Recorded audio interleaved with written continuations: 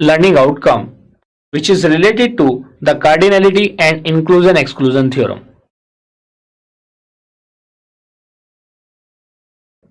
तो आइए इसको वन बाय वन डिस्कस करते हैं. First one is cardinality.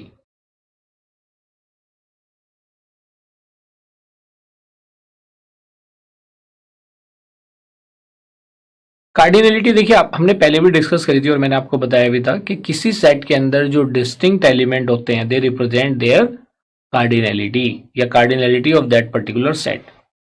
The number of elements, the number of distinct elements a set contains, number of distinct elements a set contains को हम क्या बोलते हैं? cardinality of that set is the cardinality of that set, and it can be represented as, if A is a set,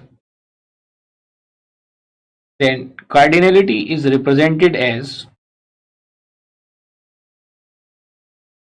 n of A और order of A. इससे हम इसको represent करते हैं. फॉर एग्जाम्पल, अगर मेरे पास एक एम्प्टी सेट है, हमने डिफरेंट टाइप ऑफ सेट्स को प्रीवियस लर्निंग मॉड्यूल में डिस्कस किया था. एम्प्टी सेट, इसकी कार्डिनलिटी क्या होगी?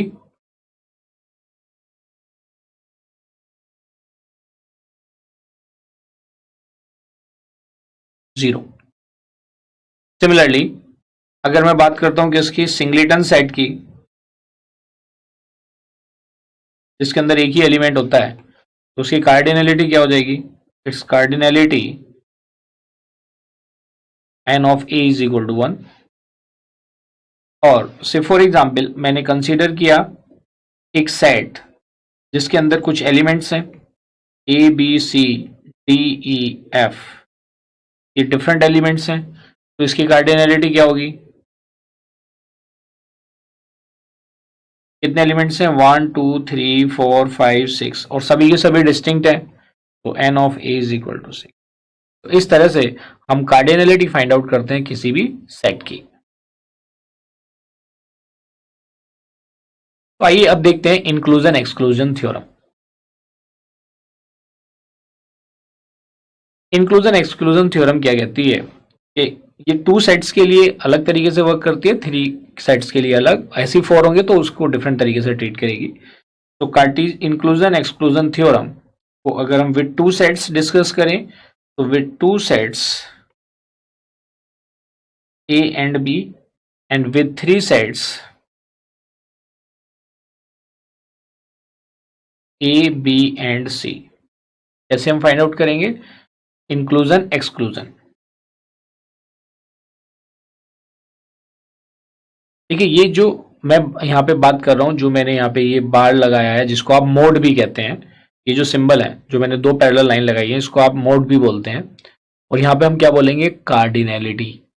मोड का मतलब क्या हुआ? यहाँ पे उसकी लेंथ से हुआ, mod of A union B और length of A union B और cardinality of A union B is equal to mod of A plus mod of B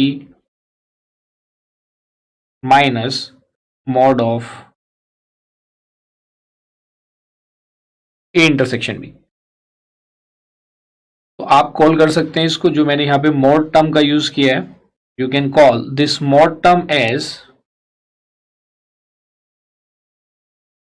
you can call it as mod of A union B, or you can call it as length of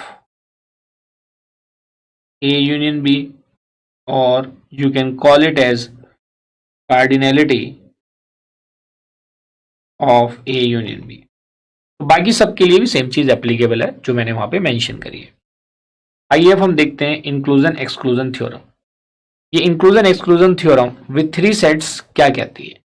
देखिए, with the three sets it is represented by A union B union C,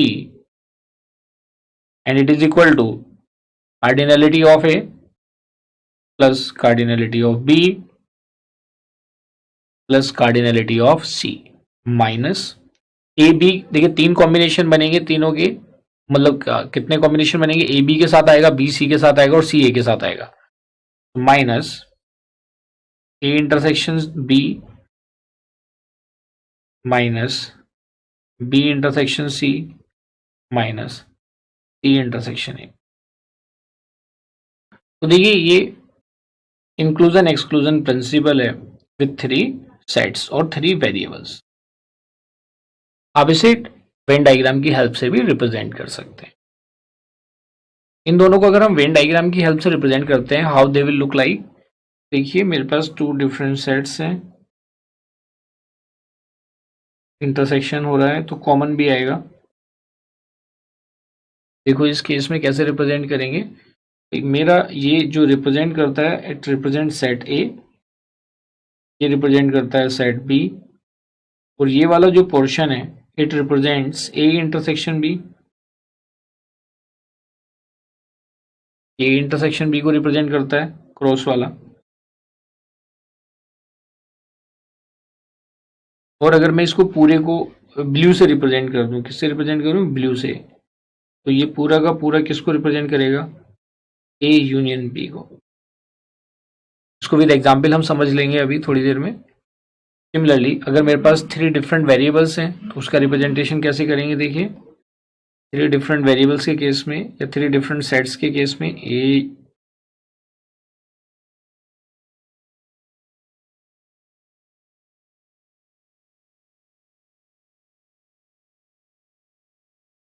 suppose करो हमारे पास ये set ए है, ये set B है और ये set क्या है, सी है। अब इसमें कौन सा पोर्शन किसको रिप्रेजेंट करेगा, देखिए this portion is common to A and B, तो ये किसको रिप्रेजेंट करेगा, ये रिप्रेजेंट करेगा A intersection B. This portion is common to B and C, तो ये किसको रिप्रेजेंट करेगा, it will represent B intersection C, क्योंकि कॉमन वाला पोर्शन है। ये वाला जो पार्ट है, this part is common to A and C, तो it will represent A intersection C. और ये वाला जो पार्ट है जो मिडिल में है, जिसको मैं अभी व्हाइट से रिप्रेजेंट कर रहा हूं, I am going to represent it with white. ये वाला जो पोर्शन है जिसको मैंने व्हाइट से रिप्रेजेंट किया है, this is common to all the 3, so you can write it as A intersection B intersection C. और जितने नंबर ऑफ एलिमेंट्स इसमें होंगे वो उसकी लेंथ को और कार्डिनलिटी को रिप्रेजेंट करेंगे। तो इस तरह से भी आप किसी भी साइड को आप वेन डायग्राम की हेल्प से रिप्रेजेंट कर सकते हैं। तो देखिए जो हमारा सेकंड लर्निंग आउटकम था वो भी हमने यहाँ पे अचीव किया, लेकिन उसको आगे प्रोसीड करने से पहले मैं इसका एक एग्जाम्पल की हेल्प से भी आपको समझाना चाहता हूँ। फॉर एग्जाम्पल, तो देखिए इसको एक साथ दिखा देना आप एडिटिंग में। Start, A is equal to क्या गिवन है, ए बी सी डी, और बी में एलिमेंट्स गिवन है B C E F G H, और हमें ये प्रूफ करना है। तो ये तो हमें देख के पता चल गया कि ये इंक्लूजन एक्सक्लूजन प्रिंसिपल को हमें यहाँ पे चेक करना है कि क्या वो इसको सेटिस्फाई करता है। तो इसी से पता चल जाएगा, सेटिस्फाई कर रहा होगा तो ये प्रूव हो जाएगा, नहीं होगा तो we can not prove this, या डिसप्रूव हो जाएगा। ए के अंदर हमें क्या क्या रिक्वायरमेंट है, ए यूनियन बी की रिक्वायरमेंट है। देखिए हमने पहले mod of A find out किया, दैट इज कार्डिनलिटी ऑफ ए। तो कार्डिनलिटी ऑफ ए में आप देखेंगे कितने एलिमेंट्स है, टोटल 4। फाइंड आउट किया cardinality of A, you can write it as cardinality of A which is mod of a, and this is 4. Similarly cardinality of b, it is represented by mod of b, and इसकी value कितनी है, 6. in the same way cardinality of, अब हमें यहाँ पे A union B find out करना और A intersection B find out करना है। तो let us find out A union B. A union B में क्या होगा, सारे एलिमेंट आ जाएंगे, कॉमन वन टाइम आएंगे। तो इन दोनों में कौन कौन से कॉमन एलिमेंट्स हैं, अगर हम इन दोनों को देख पा रहे हैं तो हमें 2 ही एलिमेंट हैं जो यहाँ पे हमें कॉमन मिल रहे हैं, बी और सी।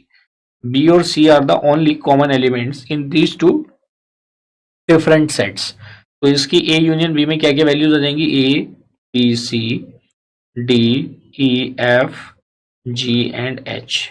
तो ये टोटल वैल्यूज कितनी होगी, 8। अगर मुझे फाइंड आउट करना हो cardinality of A union B